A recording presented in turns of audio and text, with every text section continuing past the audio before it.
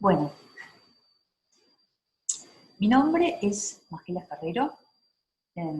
Yo trabajo en la parte visual del lenguaje desde hace muchos años, un poco más de 30 años. Y a lo largo de ese tiempo fui juntando las flores que me ofreció el camino. Algunas tienen forma humana, y esas serían las personas que amo. Otras son gelatinosas y cambian de estado con frecuencia. Esas serían las ideas. Y otras tienen forma de semillitas y son los aprendizajes. Gracias a las fuerzas de la naturaleza, el ramo es grande y bastante generoso, porque se ocurre que una flor se muere, las flores forma de semilla ofrecen flores nuevas, y de ese modo el ramo es siempre distinto y siempre hermoso.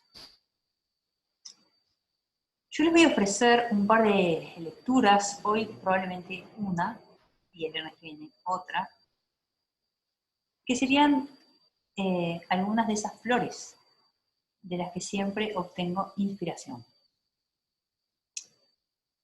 Cuando nos planteamos, o se nos plantea presentar una pequeña charla como esta, en paralelo a la alegría de ser invitados a tirar una botella, no a un océano anónimo, sino a un mar privilegiado, donde las olas se conocen y el viento será siempre viento en popa, también nos asalta el pequeño temor de si podremos hacerlo adecuadamente, si seremos capaces de ofrecer algo que mantenga viva la atención.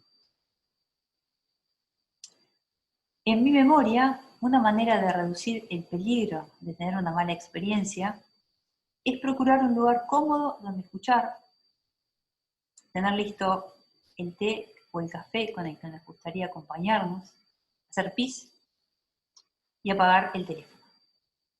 Si quieren, ahora podrían poner una pausa y hacer alguna de esas cosas si es que la necesitan.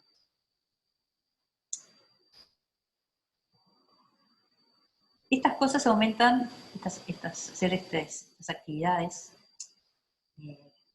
preparar un café, hacer pis o encontrar un lugar cómodo donde escuchar, aumentan las chances de que alguna cosa de las que el otro me habla, en este caso yo, lleguen al corazón de quien escucha. Sería vanidoso de mi parte pedir esta atención si fueran mis propias palabras las que van a escuchar. Si les pido estos minutos, es porque las palabras que les voy a leer pertenecen a un artista extraordinario, de una sensibilidad exquisita, cuyas recomendaciones para una persona que se inicia o desea iniciarse en un camino son útiles para cualquiera que busque o necesite confianza en el rumbo que dará a sus pasos sobre la vida. Este escritor se llama Rainer Maria Rilke. Es un escritor que nació en Praga, una ciudad que en ese momento, en 1875, estaba dentro del Imperio Austrohúngaro.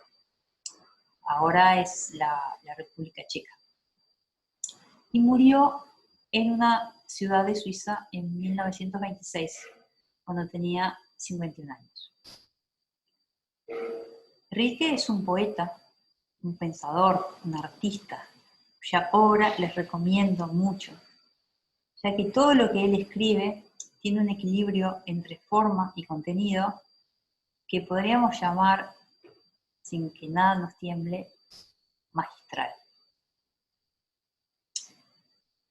Teniendo Rilke 27 años, recibe una carta de un joven de 19, que habiendo leído un libro con sus poemas, un libro poemas de Rilke, decide enviarle sus propios poemas. Y además le manda una carta en la que le pide que los lea y que le ofrezca una crítica o algún consejo para ese camino de escritura que está emprendiendo. Lo que hoy les voy a leer es la respuesta que Rilke le da a Franz Capus desde París, donde vivía en febrero de 1903, cuando le llega la primera carta del joven poeta.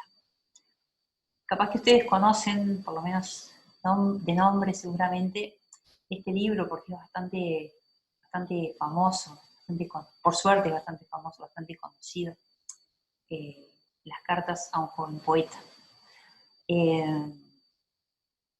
Es un libro que cada una de las cartas tiene enseñanzas que son permanentes y universales. A veces, antes de comenzar, quería decirles que yo pensé que hoy querría hacerles esta lectura, que abran su corazón para escuchar las palabras de Rilke, y el resto de las cosas que quería compartir con ustedes, me gustaría dejarlas para la semana que viene. A veces, en ciertas circunstancias, creemos que dar mucho es dar algo. Entonces, damos de más. Es algo parecido a lo que le pasa a los padres con las sorpresitas de los cumpleaños, cuando en vez de ofrecer una sola tableta de un buen chocolate, un solo objeto de cierta calidad o belleza, eligen poner muchos caramelos de calidad dudosa, más algunas monedas doradas con una grasa oscura adentro, a la que los fabricantes llaman símil chocolate, más otros objetos indescifrables. Es por este motivo que hoy yo quiero ofrecerles solo una lectura, porque creo que es suficientemente extensa en profundidad y en belleza como para que necesite prótesis o relleno alguno. Así es que, con el deseo de que cada uno y cada una de ustedes encuentre el tiempo y el espacio para adentrarse en ustedes mismos y hacerse las preguntas que deban hacerse sobre lo que verdaderamente deben hacer o no hacer con su aún joven vida, les mando un abrazo lleno de agradecimiento y, bueno, después de esta lectura nos volveremos a encontrar el próximo viernes. Okay. Entonces, invocando a las fuerzas de la naturaleza para que estén de nuestro lado y esta lectura nos ilumine, vamos a comenzar recordando por último que todas las personas que produjeron una obra, en este caso los escritores, solo nacen porque en la medida que los sigamos leyendo, permanecen vivos. Entonces,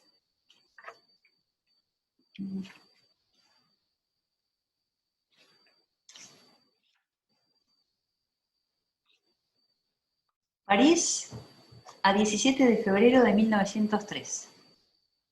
Muy estimado señor, hace solo unos pocos días que me llegó su carta. Quiero darle las gracias por su amplia y afectuosa confianza. Apenas puedo hacer algo más.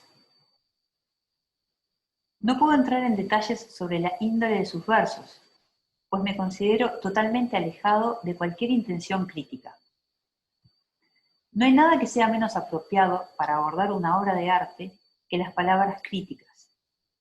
Con ellas se consiguen siempre malentendidos más o menos afortunados. Las cosas no son todas tan comprensibles ni tan fáciles de expresar como a menudo se nos quisiera hacer creer. La mayor parte de los acontecimientos no se pueden enunciar. Suceden en un espacio que no ha hollado nunca una palabra. Y los más indecibles de todos son las obras de arte. Existencias llenas de misterio, cuya vida es perdurable frente a la nuestra, que es perecedera. Una vez hecha esta advertencia, solo puedo decirle, además, que sus versos no tienen ningún carácter propio, aunque sí apuntes quedos y recatados de personalidad. Es duro, ¿no? Miren lo que le dice. Solo puedo decirle además que sus versos no tienen ningún carácter propio, aunque sí apuntes quedos y recatados de personalidad. Donde más claramente lo siento es en el último poema, Mi alma. Ahí hay algo propio que quiere llegar a convertirse en palabra y melodía. Y en el hermoso poema A Leopardo. Tal vez crece una especie de afinidad con este gran solitario. Aún así, los poemas no son originales, no tienen vida propia. Tampoco el último ni el de Leopardo. Ah, duro. La amable carta con que usted los ha acompañado no se equivoca al explicarme alguna deficiencia que sentía al leer sus versos, aunque no fuera capaz de formularla con claridad. Pregunta usted si sus versos son buenos. Me lo pregunta a mí. Con anterioridad se lo ha preguntado usted a otros. Los envía usted a revistas. Los compara con otros poemas y se preocupa cuando determinadas reacciones rechazan sus intentos poéticos.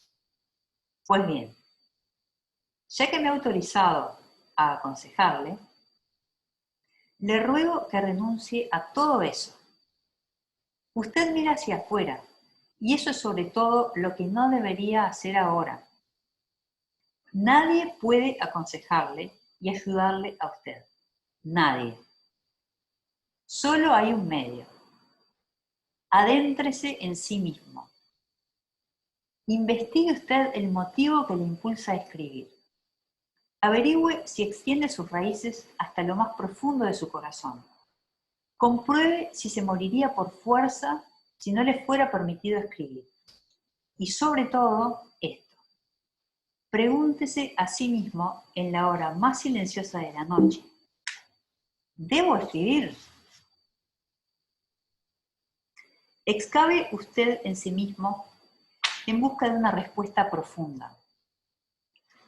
Y si esta resulta ser definitiva, si tiene usted que salir al encuentro de esta seria pregunta con un fuerte y sencillo «debo», entonces construya usted su vida conforme a esta necesidad. Su vida debe ser, aún en su hora más indiferente e insignificante, señal y testimonio de ese impulso. Después, acérquese a la naturaleza. Entonces intente decir, como si fuera el primer hombre, lo que ve y siente y ama y pierde. No escriba poemas de amor. Rechace usted al principio aquellas formas que son demasiado habituales y corrientes. Esas son las más difíciles, pues se necesita una gran fuerza y madurez para dar algo propio donde existen ya cantidad de buenos y en parte brillantes textos que han llegado hasta nosotros. Por tanto, prefiere usted a los motivos generales, los que le ofrece su propia vida cada día. Describa sus tristezas y anhelos, los pensamientos fugaces y su fe en algún tipo de belleza. Describe usted todo eso con una íntima, callada y humilde sinceridad y utilice para expresarse las cosas de su entorno, las imágenes de sus sueños y los temas de su recuerdo. Si su vida cotidiana le parece a usted pobre, no le eche la culpa a ella, acúsese a sí mismo. Dígase que no es usted suficientemente poeta para convocar a sus riquezas, pues para quien es creador no existe la pobreza ni lugar alguno pobre o indiferente. E incluso si estuviera usted en una cárcel cuyos muros no dejaran llegar a sus sentidos ni un solo rumor del mundo, ¿no le seguiría quedando a usted la infancia? Su infancia, esa riqueza preciosa y regia, esa casa del tesoro de los recuerdos. Dirija su atención hacia ella. Intente hacer que surjan las sensaciones sumergidas de ese vasto pasado. Su personalidad se reafirmará, su soledad se ampliará y se convertirá en una penumbrosa morada ante la que el estrépito de los demás transcurrirá muy lejos. Y si de este volverse hacia su interior, de esa inmersión en el mundo propio, surgen versos, entonces no pensará usted en preguntar a alguien si son buenos versos. Tampoco intentará usted que las revistas se interesen por esos trabajos, pues verá usted en ellos su más querida y natural propiedad, un fragmento y una voz de su vida. Una obra de arte es buena cuando nace de la necesidad. En este su modo de engendrarse radica su enjuiciamiento. No hay ningún otro. Por eso, muy estimado señor, no he sabido darle otro consejo que este: adentrarse en sí mismo y explorar las profundidades de donde brota su vida. En su manantial encontrará usted la respuesta a la pregunta de si debe crear. Acéptela tal como suene, sin buscarle las vueltas. Tal vez resulte cierto que está usted llamado a ser artista. Entonces cargue con su propio destino y lleve su peso y su grandeza sin preguntar nunca por el premio que podría llegar de fuera. Pues el creador debe ser un mundo para sí mismo y encontrar todo en sí mismo y en la naturaleza, a la que se ha incorporado.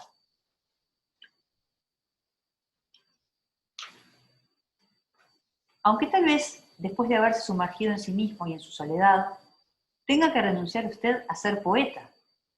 Basta, como ya he dicho, sentir que uno es capaz de vivir sin escribir para no tener que hacerlo de ninguna manera. Pues aún así, este recogimiento que yo le pido no habrá sido inútil. Su vida, en todo caso, encontrará a partir de ahí caminos propios y que puedan ser buenos, ricos y amplios, es lo que le deseo más de cuanto podría decir. ¿Qué más he de decirle?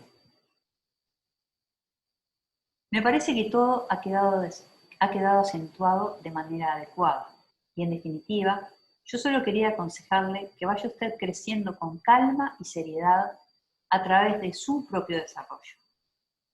¿No podría usted causarse perturbación más violenta que si mirara hacia afuera y esperara respuestas de fuera a preguntas que solo su más íntimo sentir, en la más callada de sus horas, pueda tal vez responder?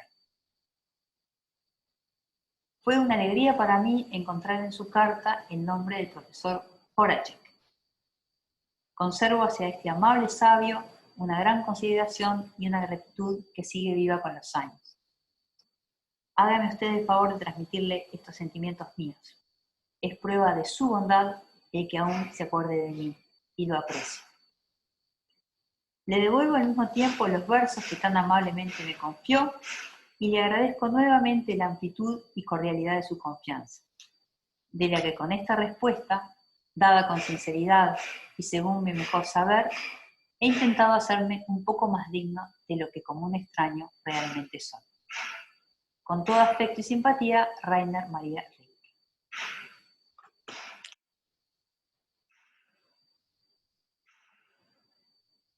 Tenemos una obra cerca, donde escuchan los sonidos, que nos marcan el fin de este momento. Es una carta que si pueden, traten de volver a leer, debe estar en internet. Y bueno, con este deseo y esta campana de fin, los saludo hasta el viernes. Muchas gracias.